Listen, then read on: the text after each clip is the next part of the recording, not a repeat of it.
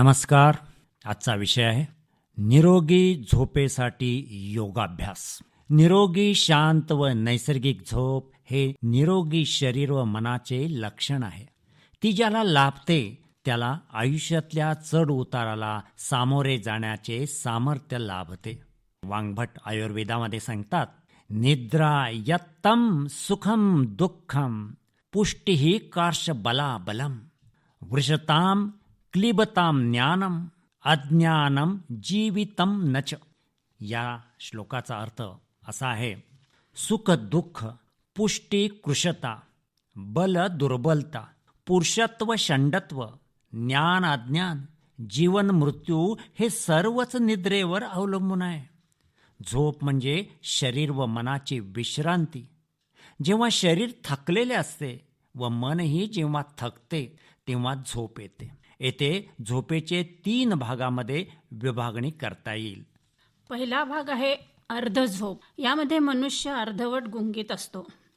दुसऱ्या भागात शरीर थकून जाते, परंतु व्यक्तीचे सुप्त मन सक्रिय होऊन त्याला वेगवेगळी स्वप्ने पडतात.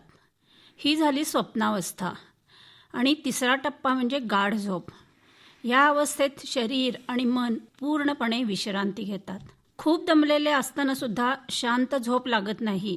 त्यावेळी मेंदूमध्ये झोपेच्या संप्रेरकाचे उत्पादन कमी झालेले असते. यालाच अनिद्रा किंवा निद्रानाश असे आपण म्हणतो.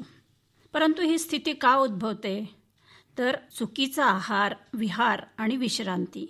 भगवद्गीतेमध्ये म्हटलंच आहे की युक्ताहार विहारस्य युक्तचेष्टस्य कर्मसु युक्त स्वप्नावबोधस्य योगो भवति दुःखः.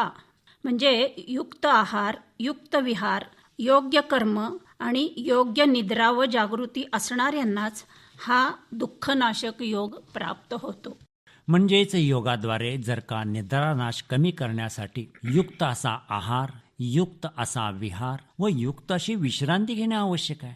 योगाभ्यास सुरू करताना आहाराबाबत घेरड मुनींनी त्यांच्या घेरड संहितेमध्ये या ग्रंथामध्ये काय सांगितले?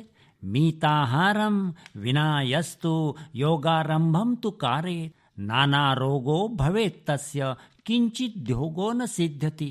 या श्लोकाचा अर्थ असा आहे, मिताहाराचे पालन न करता जो साधक योगाभ्यासाला सुरुवात करेल त्याला योग तर साध्य होणार नाहीच, परंतु अनेक रोगाचा प्रादुर्भाव त्याला होईल. म्हणजे रात्री झोपताना पचण्यास हलके व पोटाच्या क्षमतेपेक्षा अर्धे अन्न घेतले तर निद्रानाश कमी होण्यास मदत होईल. यानंतर विहारामध्ये योगाभ्यासाचा अंतर्भाव केला पाहिजे.